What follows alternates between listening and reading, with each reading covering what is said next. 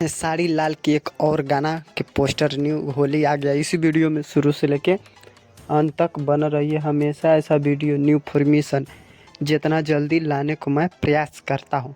खेसारी लाल के एक गाना के पोस्टर आया जिस गाना का नाम है भौजी पूछे ली। भौजी पूछे ली एक गाना तो धमाल और बवाल मचाएगा। कब आएगा हम इसी वीडियो में लगा रहिए, सब अभी बताऊंगा। इसी वीडियो में लगा रही बात करते कि भौजी पूछे ली इस गाने को गाए हैं दबंग स्टार खेसारी लाल।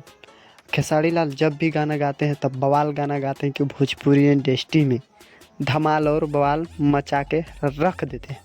बात करें इस गाने को लिखे तो इस गाने को लिखे अखिलेश कश्यप और इस गाने को संगीत दिए हैं मास्टर रोशन। और इस गाने को धमाल और बवाल मचाते रहिए और हम हमेशा ऐसा वीडियो न्यू फॉर्मेशन जितना जल्दी लाने को मैं प्रयास करता हूँ।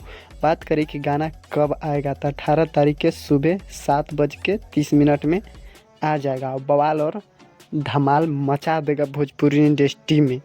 और हमेशा ऐसा वीडियो न्यू फॉर्मेशन लाते रहता हूँ आप लोगों तक। पूरा वीडियो देखने के लिए आप लोगों को धन्यवाद।